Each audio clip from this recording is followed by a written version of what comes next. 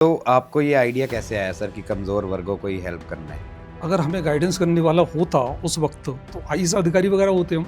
भी कमज़ोर वर्ग से आपको ये सारी जी, फैसिलिटीज़ जी। नहीं मिल पाई, जी। इसलिए आप ये सब कर रहे हैं या कोई और मोटिवेशन भी है? जो शहर के लोग हैं उनसे कहीं स्टैंड नहीं कर पा रहे। क्या यही रीज़न है कि आपने अभी बहुजन लीडरशिप कार्यक्रम बनाया है?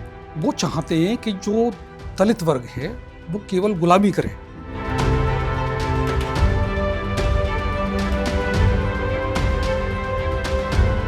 आपका ये बहुजन लीडरशिप प्रोग्राम कैसे डिफरेंट है? प्रोग्राम से 3 लाख से ज़्यादा लोग लाभ उठा चुके हैं कि जो व्यक्ति अपने देश के लोगों से नफरत करता है वो सही मायने में वो देश प्रेमी तो हो नहीं सकता, वो केवल गद्दारी है। किसी हिंदू धर्म की बुराई करने से आपको कुछ मिलेगा नहीं, और किसी एक वर्ग की पीठ पर बैठ के राजनीति भी नहीं हो सकती, क्योंकि राष्ट्र जो है लोगों से मिलकर बनता है।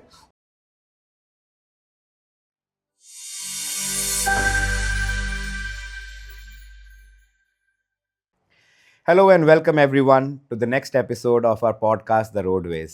I am your host and dost for today's episode, Rohan Devgan.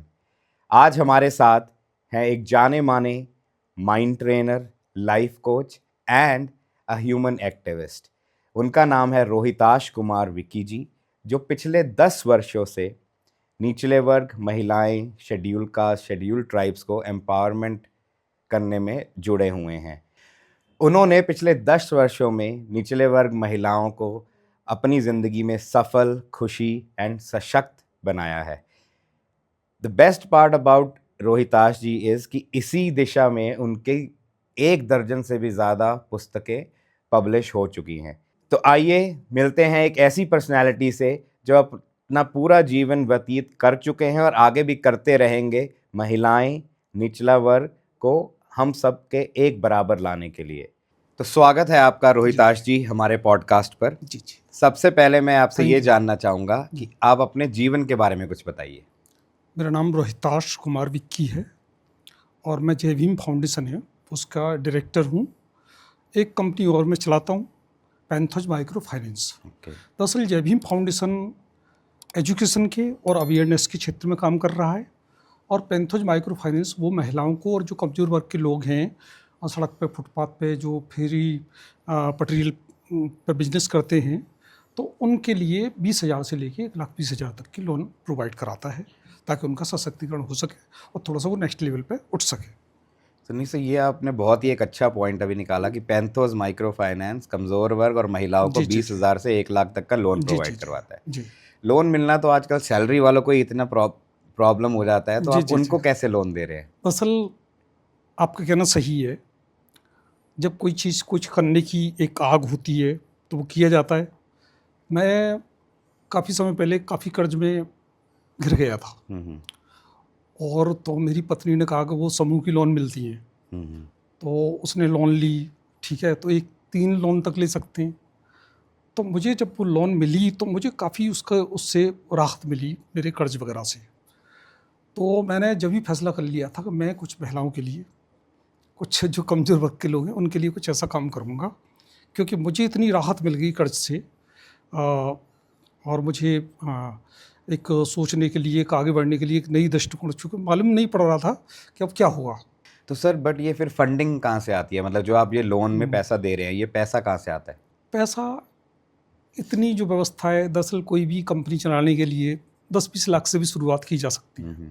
ठीक है, और उसको आगे बढ़ाया जा सकता है। फिर बाद में सरकार है वो भी हेल्प करती है, और जो अन्य जो एनबीएफसी कंपनी है, बैंक वगैरह, वो भी हेल्प करती है। अच्छा, जी। तो मतलब आपके टाई अप्स हैं इन सब के साथ। जी, जी, जी। जी, एंड सर दूसरा काम आपने बताया, दूसरी फाउंडेशन इज़ जय भीम जी, फाउंडेशन, जी, जिसके जी। आप डायरेक्टर हैं। जी। तो उसके बारे में भी कुछ बताइए। जय भीम फाउंडेशन दरअसल एक इंग्लिश स्कूल की एक सीरीज खोलना चाहता है। ओके। उसके लिए कासगंज जिला है और अलीगढ़ और हाथरस में ज़मीन का चयन भी कर लिया है, और उसकी लिखापढ़ी सब हो चुकी है, काम उस पर जारी है। हमारा जो उद्देश्य है वो एक, जो वीकर सेक्शन के लोग हैं, जो कमज़ोर वर्ग के लोग हैं, मालूम पड़ा कि वो चुंगी के स्कूलों में जा रहे हैं, सरकारी स्कूलों में जा रहे हैं, वहाँ उनको कोई क्वालिटी एजुकेशन नहीं मिल पा रही है। तो उनको एक क्वालिटी एजुकेशन प्रोवाइड कराना है, ताकि वो देश की जो आगे चल के मुख्य धारा से जुड़ सकें, और उनको ये न कहा जाए कि वो रिजर्वेशन वाला आ गया या दिस एंड डैट, इस तरह की जो बातें की जाती है। तो आपको ये आइडिया कैसे आया सर कि कमज़ोर वर्गों को ही हेल्प करना है? कमज़ोर वर्गों को हेल्प करना, ये आइडिया कैसे आया? दरअसल पहली चीज़ तो यह कि मैं खुद कमज़ोर वर्ग को बिलोंग करता हूँ, अच्छा जी। Number first. और हमने जो एक जर्नी है हमारी लाइफ की, तो हमारे पिताजी ने किस तरह से संघर्ष किया, तो हम पूरी जब बातों को देखते हैं तो मन में आता है कि हमें कोई गाइडेंस करने वाला नहीं था। हम्म। अगर हमें गाइडेंस करने वाला होता उस वक्त कि भाई आईएएस वगैरह की परीक्षा कैसे पास की जाती है, क्या है थोड़ा सा, तो आईएएस अधिकारी वगैरह होते हम, ठीक है। तो आज जो लड़के आईएएस करना चाहते हैं, पीसीएस करना चाहते हैं, या जो बिजनेस खोलना चाहते हैं, उद्योग लगाना चाहते हैं, और उन सब के लिए गाइडेंस उपलब्ध करा रहे हैं। तो सर मतलब आपने अभी बोला कि एक तो मैं खुद ही कमज़ोर वर्ग से हूँ। जी जी जी तो ये सारा जो भी आप करना चाह रहे हैं, जी, जय जी। भीम फाउंडेशन को हम एक एनजीओ ही बोल सकते हैं? जी जी, एनजीओ सेक्शन 8 कंपनी है। ओके। तो जी। एंड तो आप ये जैसे कमज़ोर वर्गों के लिए उनको शिक्षा के लिए आप जी, जी। उसी दिशा में काम कर जी रहे जी, हैं। बिल्कुल।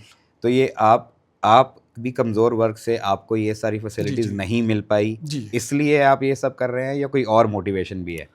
नहीं, सबसे बड़ा मोटिवेशन तो मेरा यही है। दरअसल हमारे जो पिताजी हैं उन्होंने हमें सरकारी स्कूल में पढ़ाया था। हम्म। तो हम लोग 6 क्लास से तो ABCD हमने पढ़ना सीखा। बाद में हमें मालूम पड़ा कि इंग्लिश वगैरह की कितनी इम्पोर्टेंस है, हाँ जी। और हम लोग कितने पिछड़े हुए हैं, कहीं स्टैंड नहीं कर पा रहे हैं। जो शहर के लोग हैं उनसे कहीं स्टैंड नहीं कर पा रहे। कोई हमारा सोचने समझने विचार करने का कोई वो नहीं है, कोई गाइडेंस नहीं है, कोई प्रॉपर गाइडेंस नहीं है। तो हमने सब, जब हम पढ़ने लिखने के बाद हमने ये फैसला किया कि हम ऐसा कुछ करेंगे कि जो समाज का जो कमज़ोर वर्ग है, हाँ जी। जो निचला तबका है, हम उसको एक प्रॉपर गाइडेंस मिले, प्रॉपर एजुकेशन मिले, प्रॉपर वो अवेयरनेस हो, तो उसके लिए हम काम करेंगे। और इतना ही नहीं, हम आर्थिक रूप से सक्षम बनाने के लिए भी काम करेंगे। और तो जी सर आपने अभी बोला कि जी बचपन से तो आप सरकारी स्कूल में ही पढ़े हो, जी जी जी बट आप तो अभी मतलब अच्छी इंग्लिश बोल लेते हैं, तो फिर जी आपने ये सब कब सीखी और कहाँ से? जी। इंग्लिश, दरअसल स्पोकन इंग्लिश की क्लासेज वगैरह होती हैं, ओके। तो वहाँ से सीखी। तो मतलब आपको खुद में ही आपको कुछ करना था तभी आप इसी जी दिशा जी में जी गए जी कि हाँ जी कि मेरे जी को भी इंग्लिश जी जी आनी चाहिए। बिल्कुल। तो क्या यही रीज़न है कि आपने अभी बहुजन लीडरशिप कार्यक्रम बनाया है? बहुजन लीडरशिप कार्यक्रम बनाने के पीछे एक बहुत बड़े गैप की पूर्ति करना है। हम्म। पहली चीज़ तो ये है कि हमारे संविधान में जो वीकर सेक्शंस हैं, चाहे वो महिलाएं हैं, चाहे वो शेड्यूल कास्ट के लोग हैं, शेड्यूल ट्राइब के लोग हैं, या पिछड़ा वर्ग के लोग हैं, या फिर जो माइनॉरिटी के लोग हैं, हाँ जी। या फिर गरीब लोग हैं, गरीब लोगों के लिए भी 10% रिजर्वेशन की व्यवस्था संविधान के अंदर है। 15% रिजर्वेशन की व्यवस्था शेड्यूल कास्ट के लिए और शेड्यूल ट्राइब के लिए है, और 27% रिजर्वेशन की व्यवस्था पिछड़ा वर्ग के लिए है। अब शेड्यूल कास्ट के लिए एजुकेशन में, नौकरियों में और प्रोन्नति में रिजर्वेशन की व्यवस्था है। लेकिन जो सच्चाई है वो ये है कि न तो आज तक रिजर्वेशन का कोटा पूरा हुआ, न जो सरकार में जो पदोन्नति होती है पदों की, न उस पर काम हुआ। और गरीबों के लिए रिजर्वेशन लागू किया गया, तो जो गरीबों के लिए रिजर्वेशन लागू किया गया, जो मतलब एक कास्ट विशेष को बिलोंग करते हैं, तो उनके लिए तो मानक रखा गया कि वो 7 लाख 6 लाख उनकी इनकम होगी तब वो गरीब माने जाएंगे। और शेड्यूल कास्ट के लिए रखा गया कि वो 1 लाख इनकम वाले वो गरीब माने जाएंगे। तो व्हाट अ गुड ड्रामा।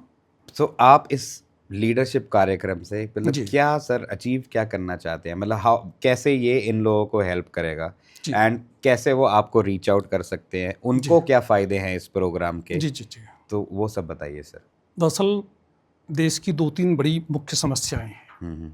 पहली समस्या तो ये है कि आज भी जातिवाद की मानसिकता और द्वेष भरा हुआ है लोगों के अंदर। हर आदमी के अंदर नहीं है, लेकिन कुछ लोग हैं तथाकथित, उनको अगर दलित मूंछ रख ले, या घोड़ी पर चढ़ के जाए, या अच्छे कपड़े पहन ले, ठीक है, तो उनके जो कलेजा है ना, उस पर सांप लेट जाता है। तो वो चाहते हैं कि जो दलित वर्ग है वो केवल गुलामी करे और वो मलमूत्र उठाता रहे या उनकी गुलामी करे, उनकी लल्लू चप्पू करता रहे, जबकि संविधान ने सब लोगों के लिए बराबर अधिकार दिए, all human rights for all. तो अब पढ़ने लिख के अब जब पढ़ेंगे लिखेंगे लोग तो फिर वो बराबरी करने की कोशिश करेंगे। तो जो बराबरी करने की जो कोशिश करते हैं वो उनको अखड़ता है कि भाई ये हमारे बराबर कैसे। तो भाई समानता का अधिकार संविधान में दे रखा है। तो पहली प्रॉब्लम तो ये है कि जातिवाद सबसे बड़ी प्रॉब्लम है। इसी से जुड़ा हुआ एक पहलू और है सांप्रदायिकता। तो ये जातिवाद और सांप्रदायिकता, जो व्यक्ति, मेरा स्पष्ट मानना है कि जो व्यक्ति अपने देश के लोगों से नफरत करता है, विद्वेष करता है और जातिगत द्वेष मानता है, वो सही मायने में वो देश प्रेमी तो हो नहीं सकता, वो केवल गद्दारी है। क्योंकि राष्ट्र जो है लोगों से मिलके बनता है और एक वर्ग को ऊंचा नीचा दिखा के अपमानित करके आप कोई 21वीं सदी में और विकसित राष्ट्र नहीं बन सकते। तो पहली प्रॉब्लम तो ये रही जातिवाद की। दूसरी जो प्रॉब्लम है वो है आर्थिक प्रॉब्लम, गरीबी, बेरोजगारी। तो आर्थिक जो प्रॉब्लम है उसके लिए दरअसल क्या है कि जो 15% लोग हैं उनके पास सारे संसाधन मौजूद हैं। उनके पास वो विधायिका में भी हैं, वो कार्यपालिका में भी हैं, वो न्यायपालिका में हैं, मीडिया में हैं, जल जंगल ज़मीन वगैरह सब पर उनका अधिकार है, बड़े बड़े जो पद हैं उन पर उनका अधिकार है। और ये जो 85% लोग हैं ये आज भी गरीबी से, जातिवाद से और अशिक्षा से, इन सब चीज़ों से, बेरोजगारी से, इनसे जो है गुजर रहे हैं। तीसरी जो प्रॉब्लम है वो ये है कि जो राजनीति है उसमें जो राजनीतिक लोग हैं उनकी नीयत सही नहीं है। अगर वो संकल्प ले लें एक कि भाई इस जो वर्ग है इसको हमें मुख्यधारा में जोड़ना ही जोड़ना है, इससे कम पे कोई समझौता नहीं, तो एक तो संकल्प और एक सही नीयत, तो ये काम हो सकता है, लोग मुख्यधारा से जुड़ सकते हैं। अभी एजुकेशन भी दी जाती नहीं है तो उनके लिए सरकारी स्कूल खोल रखे हैं। भाई गरीब लोग हैं सरकारी स्कूल में ही आएंगे क्योंकि उन पर कोई संसाधन मौजूद नहीं है। अब भाई वो उनसे कैसे मुकाबला कर पाएंगे जो लोग इंग्लिश मीडियम स्कूल में पढ़ रहे हैं। तो दूसरा ये कि उनमें इस बात का, विजन का और मिशन का अभाव है कि जो गरीब लोग हैं, जो वीकर सेक्शन है, उनके लिए नहीं। जब मिनिस्टर बन जाते हैं तो वो हाई क्लास सोसाइटी के या उद्योगपति उनसे हाथ मिलाते हैं, ठीक है, उनको तो भूल ही जाते हैं, उनको तो वो एक कीड़े मकोड़े की तरह समझते हैं। तो 3 प्रॉब्लम है। नंबर फर्स्ट जातिवाद की, जिसको हम बोल सकते हैं सामाजिक असमानता। दूसरी जो प्रॉब्लम है वो है आर्थिक असमानता, गरीबी, बेरोजगारी की। और तीसरी प्रॉब्लम है राजनीति में विजन और मिशन, उसका अभाव है। तो हम इन चीज़ों पे ही काम कर रहे हैं, क्योंकि जो लोग राजनीति में भी जाएं तो वो एक अच्छी मंशा लेके जाएं और समाज में जो गैर बराबरी है उसको दूर करने की कोशिश करें। जो गरीबी है, हम ये नहीं कहते नौकरियों के पीछे भागो, हम कहते हैं कि आप अपना व्यवसाय करो, उद्योग लगाओ, ठीक है, जो सरकारी सुविधाएं उनका भी लाभ लीजिए आप। ये सारी बातें हैं। तो सर और भी बहुत सारे लोग हैं जो इसी फील्ड में कि जो निचले वर्गों के लिए और मतलब ऐसे ही प्रोग्राम्स काम कर रहे हैं। जी जी जी। तो उनसे आपका ये बहुजन लीडरशिप प्रोग्राम कैसे डिफरेंट है? दरअसल क्या है, वो लोग केवल, हालांकि जो लोग हैं इस तरह का काम कर रहे हैं उनकी अपनी चाल है, अपनी कदम है, लेकिन मैंने अक्सर ये देखा है कि वो कुछ द्वेष से बात कर जाते हैं। वो भी मैंने तमाम चैनल से देखे, तमाम लोगों की।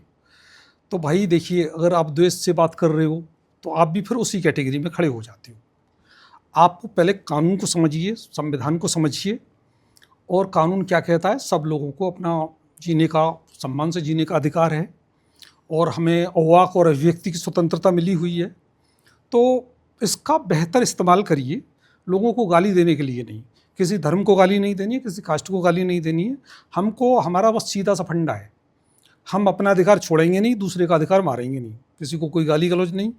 भाई हिंदू धर्म वाले, उनका अपना वो है, उनको अपना स्वतंत्र तरीके से रहने का राइट है, ठीक है। जो दलित हैं या आदिवासी लोग हैं वो अपने तरीके से अपना तरक्की करें। तो मैं बस इस बात के बहुत विरुद्ध हूँ कि लोग गाली गलौज करते हैं। जो तो गाली गलौज करने वाले और फिर जो जाति का द्वेष मानते हैं उनमें, या देवी देवताओं को लोग गाली देते हैं, बाद में मुकदमे दर्ज होते हैं। तो भाई इतना अवेयर हुई आप, ठीक है, कि किसी को गाली गलौज तो करो मत, ठीक है। किसी हिंदू धर्म की बुराई करने से आपको कुछ मिलेगा नहीं, ठीक है। और किसी एक वर्ग की पीठ पर बैठ के राजनीति भी नहीं हो सकती, तो राजनीति में भी आप ज़्यादा सक्सेसफुल नहीं हो सकते। हिंदू त्योहारों का विरोध करके भी आप कुछ नहीं कर सकते, ठीक है। तो आप दूसरों का विरोध क्यों कर रहे हो? आप तो अगर हम में कुछ अच्छा ही है तो आप अपनी अच्छाई सामने लाइए, अपना क्वालिटी विकसित करिए। नहीं, अच्छे है सर। आप कब से सर ये सब स्टार्ट किया आपने, जय भीम फाउंडेशन और अपनी फाइनेंस? दरअसल वैसे तो मैं 20 साल से काम कर रहा हूँ, ओके। लेकिन जय भीम फाउंडेशन मैंने कुछ वर्षों में ही बनाया है। पैंथोज माइक्रो फाइनेंस भी 1 साल पहले ही बनाया है। वैसे हम अवेयरनेस प्रोग्राम काफ़ी समय से करते रहे हैं, वर्कशॉप है, सेमिनार हैं, स्कूल कॉलेजेस में जाना है, काम करते रहें। और हमारे साथ जजेज हैं, पुलिस ऑफिसर्स हैं, प्रोफेसर्स हैं, जर्नलिस्ट हैं। मेरी बैकग्राउंड भी पत्रकारिता की रही, मैं खुद एडिटर रहा, तो तमाम लोग रहे। और मैंने जो कोर्स अपना बनाया है वो तमाम लोगों से, जजेस से, और जो कानूनविद हैं, वकील वगैरह हैं, शिक्षाविद हैं, रिसर्च स्कॉलर हैं, और जर्नलिस्ट हैं, सोशल एक्टिविस्ट हैं, ह्यूमन राइट्स एक्टिविस्ट हैं, तो तमाम कैटेगरी के लोगों से बात करके, और चूँकि समाज के बीच में हम काम करते हैं, उन लोगों से बात करके, तो हमने देखा कि लोग को जब कोई अत्याचार वगैरह होता तो उन्हें कानून की कोई जानकारी नहीं होती। तो कानून की हमने जानकारी, कानून संविधान की जानकारी, और कानून की पूरी आपराधिक न्यायिक प्रक्रिया की जानकारी, पूरे सिविल का मैटर की जानकारी, पूरे जो राजस्व विभाग के मैटर हैं जमीन जायदाद संबंधी, उनकी जानकारी हम देने का काम करते हैं। दूसरा, हम शानदार जीने की कला भी सिखाते हैं, जो लॉर्ड बुद्धा की जो अष्टांगिक मार्ग है उससे रिलेटेड है, मेडिटेशन वगैरह उसकी भी। तीसरी बात है कि हम जो दलित माइंड सेट से उनका दौलत माइंड सेट फिट करने की कोशिश करते हैं। नहीं, ये आपने बहुत अच्छा बोला, दलित माइंडसेट से दौलत माइंडसेट फिट करने की कोशिश करते हैं। तो वो अपनी जो मानसिकता है उसको छोड़ें, जो हीन भावना है उसको छोड़ें। संविधान ने सबको बराबरी का अधिकार दिया है, तो अपना सिर उठा के जिए, बढ़िया कपड़े पहने, बढ़िया जो लर्निंग है, जो टेक्नोलॉजी आ रही है उसको अडॉप्ट करें, और आर्थिक रूप से सक्षम बने। नहीं, बहुत ही बढ़िया सर। तो सर, आप अपने कार्यक्रम के माध्यम से जी इतना नॉलेज और स्किल्स प्रदान कर रहे हैं, जी, तो कौन कौन आपसे जुड़ सकता है, और कैसे वो आपके प्रोग्राम में एनरोल कर सकते हैं?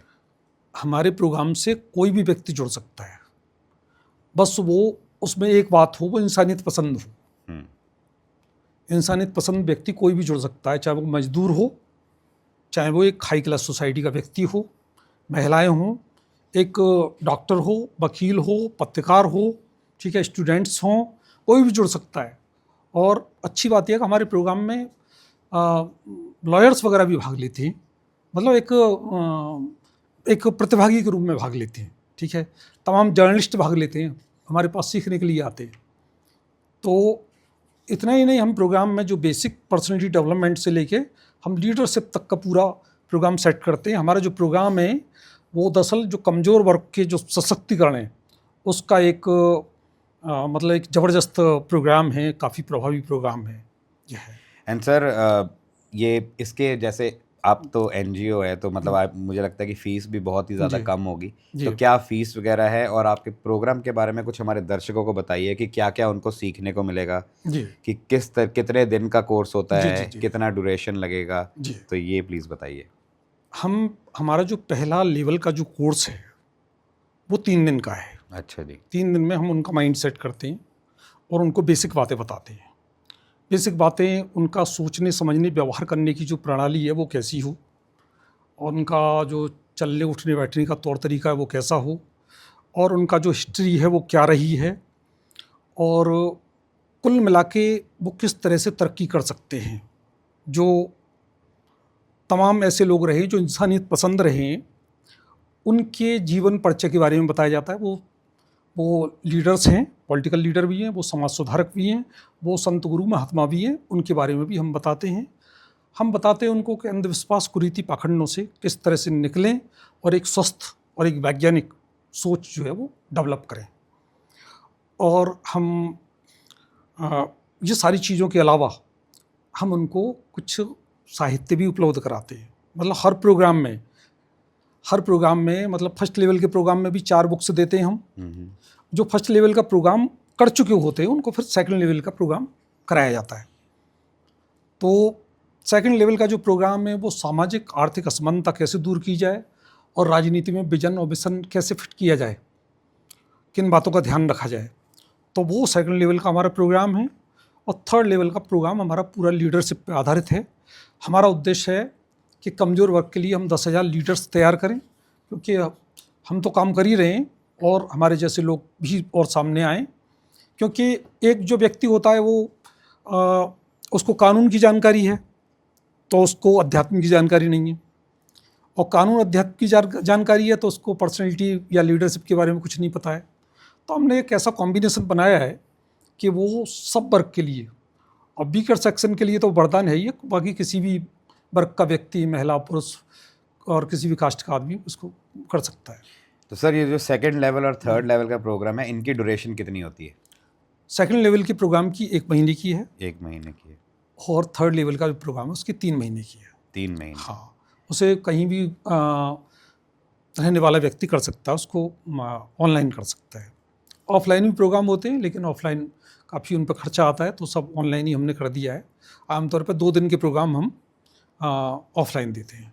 तो मतलब जो फर्स्ट वाला प्रोग्राम है हाँ, सिर्फ 3 दिन वाला वो ऑफलाइन है, बाकी ऑफलाइन, दोनों हाँ। ऑनलाइन है। लेकिन जो लोग नहीं आ सकते उनके लिए ऑनलाइन है। ठीक है। और सर क्या चार्ज, फीस क्या है सर सबकी? फीस केवल, आपको जान के ताज्जुब होगा कि केवल 1,000 रुपये मेम्बरशिप के लेते हैं हम, और पहला लेवल जब पास कर लेंगे तभी हम दूसरे लेवल उनको जो है उपलब्ध कराएंगे, ट्रेनिंग उपलब्ध कराएंगे, और दूसरा लेवल कर लेंगे तभी तीसरे लेवल की ट्रेनिंग हम उनको कराएंगे। क्योंकि हम देख लेते हैं भाई कि कौन आदमी बाकी कुछ काम कर सकता है, समाज के कुछ लायक है क्या। क्योंकि जो जितनी ट्रेनिंग लेंगे वो, उन ट्रेनिंग का काफ़ी लाखों रुपया बैठता है एक एक ट्रेनिंग का। तो हम तो सब फ्री प्रोवाइड करा रहे हैं। हमारा उद्देश्य यही है कि जो लोग हैं ना, वीकर सेक्शन, वो सशक्त बने, लोगों को गाइडेंस मिले और अपने लाइफ में वो तरक्की करें, सुख, सफलता, समृद्धि, मानसिक शांति उनको प्राप्त हो। जी। तो ओवरऑल मतलब कोई भी प्रोग्राम ले, आप सिर्फ 1,000 रुपये मेंबरशिप फी जी हाँ, लेते हैं, membership, बाकी सारे जी, फ्री, कोर्सेज सारे फ्री है। और हर लेवल पे हम सर्टिफिकेट देते हैं, हर लेवल पे हम जो है बुक्स देते हैं। तो सर अभी आपने बताया कि जी फीस केवल सिर्फ मेंबरशिप की जी है, जी बुक्स जी भी आप प्रोवाइड करते जी हैं। जी तीनों कोर्सेज तभी आप ले सकते हैं जब जी आप पहला लेवल पार कर लेंगे, तभी आप जी जी दूसरे पे जाएंगे, जी तभी आप तीसरे पे बिल्कुल जाएंगे। बिल्कुल। तो सर आज तक जैसे आपने बोला कुछ वर्षों से आप ये जी कर रहे हैं जय भीम जी जी फाउंडेशन, जी। कितने लोग इन प्रोग्राम्स से लाभ उठा चुके हैं? प्रोग्राम से 3 लाख से ज़्यादा लोग लाभ उठा चुके हैं। लेकिन ये जो सामाजिक आर्थिक परिवर्तन लीडरशिप का प्रोग्राम है, ये मैंने अभी शुरुआत किया है। दरअसल हम प्रोग्राम को टुकड़ियों में देते थे। कहीं हमने शानदार जीने की कला के बारे में बता दिया, कहीं हमने अपने अधिकार जानिए के बारे में बता दिया, कहीं महिला सशक्तिकरण के बारे में बता दिया, कहीं क्रिमिनल जो प्रोसीजर वगैरह हैं उनके बारे में बता दिया। तो वो प्रोग्राम हम इस तरह से देते रहे। तो इस तरह से हम 3.5 लाख से ज़्यादा ही लगभग, मतलब इतने लोगों के तो हमारे पास फोटोग्राफ्स, वीडियो वगैरह हैं। तो सर अभी जब से आप ये चला रहे हैं जय भीम फाउंडेशन, जी। इन 3.5 लाख में से आपको जी कुछ अगर रेफरेंसेस देने हो कि ये हमारे पढ़ाए हुए स्टूडेंट्स जी हैं जी जो हमसे पढ़ के गए हैं, हाँ आज अच्छे उस पर हैं, जी जी तो हैं कोई नाम आप जो बताना बहुत चाहेंगे? लोग हैं, बहुत महिलाएं हैं, बहुत व्यक्ति हैं। ठीक है, जैसे हमारे एक देवराज हैं, आजकल खुद अपनी कंपनी वगैरह चला रहे हैं और वकालत भी उन्होंने की है। वो गांव में सबसे पुअर फैमिली से आए थे, ओके। और लेकिन अब सबसे ज़्यादा समृद्ध फैमिली में गिने जाते हैं वो। तो आप अभी भी उनके टच में हैं? हाँ, वो टच में हैं, मैं तो टच में हुई, वो कंटिन्यू आते रहते हैं अच्छा। और वो आज भी सीखने के लिए आते हैं। अच्छी बात यह है। तो वो भी आगे फिर और आपसे प्रेरित जी होकर जी लोगों को जी सिखाते होंगे। जी नहीं सर, आप बहुत ही अच्छा काम कर रहे हैं जी कि आप जी निचले वर्ग, नहीं अब मुझे लगता नहीं कि सिर्फ आप निचले वर्ग के लिए, कोई भी आपको जी जैसे जी आपने हाँ बोला हाँ कि हाँ आके ज्वाइन कर जी जी सकता है, बिल्कुल कोर्सेज ले बिल्कुल सकता है, बिल्कुल तो एक अच्छी दिशा में काम जी कर रहे हैं आप। तो सर ये जो सारे कोर्सेज जी। हैं, जैसे आपने बताया जय भीम फाउंडेशन तो अलीगढ़ में है, जी, जी, जी। तो वैसे तो आप सारे कोर्सेज जी। ऑनलाइन दे रहे हैं जी, जो जी। नहीं आ सकते। जी। तो अगर किसी को वैसे ही आपसे मिलने आना हो तब भी उनको अलीगढ़ ही आना पड़ेगा, या वो भी सुविधा है कहीं और भी पर्सनल आपके? पर्सनल अगर मिलना है तो अलीगढ़ आना पड़ेगा। और वैसे अपना वो कोई प्रोग्राम वगैरह कराते हैं कहीं भी, तो मैं खुद वहाँ जाके प्रोग्राम देने के लिए तैयार हूँ। बस ये है कि समय जो है पहले से लेके उनको तय करना पड़ेगा और जो व्यवस्था है वो उनको करानी पड़ेगी। तो सर ये जो टीचर्स वगैरह ये कोर्सेज प्रोवाइड कौन करता है, मतलब फैकल्टी आपकी खुद की जी। है या आप ही करते हैं? ये सारे कोर्सेज़ तो मैंने ही बनाए हैं। अच्छा, बनाया आपने। हाँ, लेकिन मैंने जैसा बताया, मैंने तमाम जजेज़ हैं, तमाम कानूनविद हैं, शिक्षाविद हैं, रिसर्चर हैं, जर्नलिस्ट हैं, सोशल एक्टिविस्ट हैं और आम आदमी हैं, उनसे मिल के प्रोग्राम को मैंने इसको डिज़ाइन किए ये सारे प्रोग्राम। और मैंने तमाम लोगों के इंटरव्यूज़ लिए जो इस क्षेत्र में काम कर रहे हैं। अच्छा। तो उनकी अंदर क्या है, क्या चीज़ें हैं, क्या बातें हैं, क्या क्या एक रोड मैप हो सकता है जो सामाजिक असमानता को दूर करने का, और क्या एक आर्थिक असमानता को दूर करने का क्या रोड मैप हो सकता है। और जो राजनीति में लोग हैं वहाँ जाते हैं और केवल हाथ उठा खड़े कर देते हैं और समाज के जो कमज़ोर वर्ग है उसके लिए कोई आवाज़ नहीं उठा रहे हैं, तो उसके लिए सब क्या किया जाना चाहिए, तो वो सारी बातें हैं इसमें। डॉक्टर अम्बेडकर साहब का जो साहित्य है वो दरअसल एक दिमाग के ढक्कन खोल देने वाला साहित्य है। वो कमज़ोर वर्ग के लिए किस तरह से वो मुख्य धारा में शामिल हो सकते हैं, इसका पूरा रोड मैप बाबा साहब डॉक्टर अम्बेडकर साहब ने सुझाया है। और उन्होंने बताया कि हमारी जो कमज़ोर वर्ग है उसकी भागीदारी विधायिका में हो, उसकी भागीदारी जो नौकरशाही है, ब्यूरोक्रेट्स हैं, जो अधिकारी हैं बड़े बड़े, वहाँ हो, और महिलाओं के लिए भी प्रतिनिधित्व मिले। तो बाबा साहब ने पूरा अपने खुद के प्रतिनिधित्व की बात कही है, जो वीकर सेक्शन है उसका प्रतिनिधित्व होना चाहिए। अब सवाल ये कि संविधान के आज़ादी के 75 साल के बाद भी जो वीकर सेक्शन है, संविधान में तो बहुत अच्छी अच्छी बातें लिखी हुई हैं लेकिन व्यवहार में अभी नहीं है। तो बाबा साहब डॉक्टर अम्बेडकर ने जो कमज़ोर तबका है उसके संरक्षण की पूरी बात की है और संविधान में प्रावधान किए हैं, लेकिन अभी लोगों को मानसिकता बदलने की आवश्यकता है और जो पॉलिटिक्स में उनको दृढ़ संकल्प लेके और अच्छी नीयत से काम किए जाने की ज़रूरत है। तो सर जैसे मैंने आपके इंट्रोडक्शन में जी ये बताया था कि आप एक माइंड ट्रेनर भी हैं, जी जी तो ये जी। माइंड ट्रेनिंग से क्या मतलब होता है सर? दरअसल हमारे माइंड तो एक ही होता है, लेकिन उसको समझने के लिए, उसकी कार्यप्रणाली को समझने के लिए हम दो हिस्सों में उसको बांट सकते हैं, कॉन्शियस माइंड, एक सबकॉन्शियस माइंड। तो जैसे 10 खाने हैं, तो पहला जो खाना है उसमें केवल 10% जो काम करता है हमारा बाहरी जो माइंड है वो करता है, कॉन्शियस माइंड। कॉन्शियस माइंड मतलब हम कॉन्शियस जब हैं, मतलब जब तक जग रहे हैं तब तक वो काम करता है। बाकी जो सबकॉन्शियस माइंड है वो हमारा 24 घंटे काम करता है, मतलब अब हमारे दोनों माइंड काम कर रहे हैं। लेकिन जैसे ही मैं सोऊंगा तो उसके बाद केवल कॉन्शियस माइंड, वो सबकॉन्शियस माइंड काम करेगा।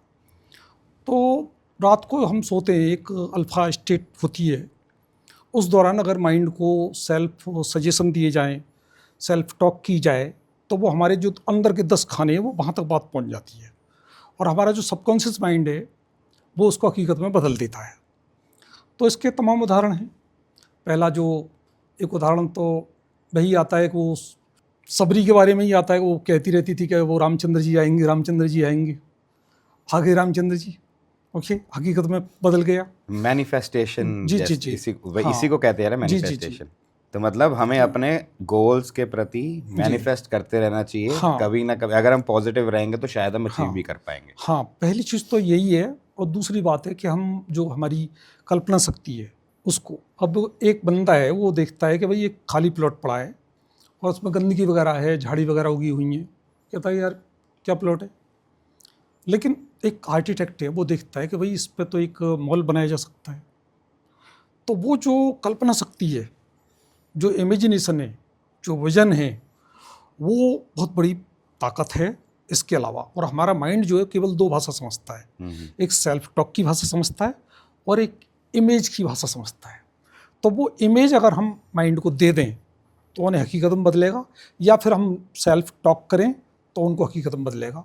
दरअसल क्या है, जब बच्चा पैदा होता है तो उसकी कोई कास्ट नहीं होती, कोई धर्म नहीं होता, लेकिन जैसे जैसे बड़ा होता जाता है हम उसके माइंड में कि तुम इस कास्ट की हो, इस धर्म की हो, उसके माइंड को संकीर्ण करते जाते हैं, उसको छोटा करते जाते हैं, और ये उसका एक बिलीफ सिस्टम बन जाता है। तो अगर कोई बिलीफ सिस्टम तोड़ना हो किसी का तो उसके लिए भी ये सेल्फ टॉक बहुत इम्पोर्टेंट है। नहीं, सही सर जी बहुत ही अच्छी इन्फॉर्मेशन शेयर कर रहे हैं सर, मज़ा आ रहा है जी आपसे बात करके। जी जी तो सर जय भीम फाउंडेशन को ऑलमोस्ट जैसे आपने बोला कुछ वर्षों से आप चला रहे हैं जी, और जी। 3-3.5 लाख लोगों को जी, जी, सशक्त जी। बना चुके जी हैं। जी जी तो आपको क्या लगता है आने वाले 4-5 सालों में आप कितने और लोगों को जी जी जी। नई ऊंचाइयों तक पहुंचा पाएंगे? दरअसल मेरी जो लाइफ है उसका इंटरवल हो चुका है। हाँ जी। इंटरवल से मतलब ये है कि मुझे, मेरा एक बेटा है, तो उसकी मैं शादी कर चुका हूँ और घर वगैरह बढ़िया मैं बना के रह रहा हूँ। मतलब जो चीज़ें हैं, जो आधुनिक सुख सुविधा सहित जो सारी चीज़ें हैं, तो मेरा, मैं ये बताना चाहता हूँ मेरे पास कोई पैसा दायित्व तो नहीं है, घरेलू घरेलू कोई दायित्व तो नहीं है। तो अब बस मुझे 10+2 इंग्लिश स्कूल्स की एक श्रृंखला बनानी है, और इसके लिए मैंने कासगंज में, हाथरस में, अलीगढ़ में ज़मीन का चयन कर लिया है, और मैंने डिज़ाइन स्टूडियो वाले हैं वो उसका डिज़ाइन तैयार कर रहे हैं स्कूल का, क्योंकि एक मॉडल स्कूल बनाऊंगा, फिर उसी की तर्ज पर बनाऊंगा मैं सारे स्कूल्स। और ये भी सर जी। नॉमिनल फीस पे ही होगा? हाँ, बहुत। दरअसल क्या है, एजुकेशन का जो मामला है वो काफ़ी बड़ा व्यवसायिक मामला हो गया है। तभी पूछा और सर मैंने हाँ, आपसे। अब वो जो अच्छे जो टीचर्स वगैरह हैं उनको रखेंगे तो उनको एक वेतन देना पड़ेगा, इंफ्रास्ट्रक्चर है, लाइट वगैरह का खर्चा वगैरह है। तो हमारा बस यही कोशिश रहेगी कि जो मतलब उनकी सैलरी नो वगैरह लॉस निकलती जाए। नो प्रॉफिट पे हाँ हम जी, जो नो करें, लॉस। और जो समाज के कुछ लोग हैं उनसे भी कुछ मदद मिल सकती है तो हम उसको भी हासिल करें, क्योंकि हमारा जो उद्देश्य है वो एक क्वालिटी एजुकेशन देना है, ताकि जो वो बच्चे निकलें तो जो आज का जो ज़माना है उसके साथ वो कदम से कदम ला के चल सके, और ये जो भारत है वो एक विकसित राष्ट्र बन सके। क्योंकि अभी तक हम विकसित राष्ट्र बनने की मतलब उसमें यात्रा में हैं, विकसित राष्ट्र नहीं है। और राष्ट्र कहें भी तो कैसे कहें जहाँ एक तबके के लोगों को बेइज्जत किया जाता हो। आज के ज़माने में उनकी बारातें रोकी जाती हो, बूच रखने पे मारपीट की जाती हो, ठीक है, घरों में आग लगा दी जाती हो, ठीक है, तो कैसे भाई? तो ऐसे जो लोग हैं वो, मेरा मानना, स्पष्ट मानना है कि ऐसे लोग देश के गद्दार हैं जो इस तरह की बात करते हैं। और सबसे दुखद पहलू जो मुझे लगता है, मैं बता रहा हूँ, सबसे दुखद पहलू ये है कि अन्य जो लोग हैं उनका विरोध करने के लिए नहीं आते कि तुमने ये गलत किया है। ये है। इस संबंध में मुझे एक छोटी सी बात ध्यान आती है। हाँ जी, बता दूँ? हाँ जी, हाँ जी, बताइए सर। दरअसल न्यूयॉर्क शहर की बात है। कड़ाके की ठंड थी। एक बुढ़ा आदमी था, कप कपा रहे थे उसके हाथ, उसको जो पुलिस लेके आई। मेयर लॉ गोडिया की एक कोर्ट थी, वहाँ उसको पेश किया गया। जज ने पूछा कि क्या अपराध किया तुमने? पुलिसकर्मी वगैरह उन्होंने बताया कि भाई इन्होंने रोटियाँ चुराई हैं। तो उसने कहा कि भाई तुमने रोटियाँ चुराई? जज ने पूछा। तो उस व्यक्ति ने कहा कि हाँ जी, मेरे बच्चे भूखे थे और मैं कुछ संसाधन नहीं था मेरे पास, तो मैं रोटियाँ मैंने चुराई। तो जज ने कहा कि भाई देखो, तुमने चोरी की है तो तुमको दंड तो मुझे देना पड़ेगा। और जज ने $10 अपनी जेब से निकाले और जुर्माने के तौर पे भर दिए।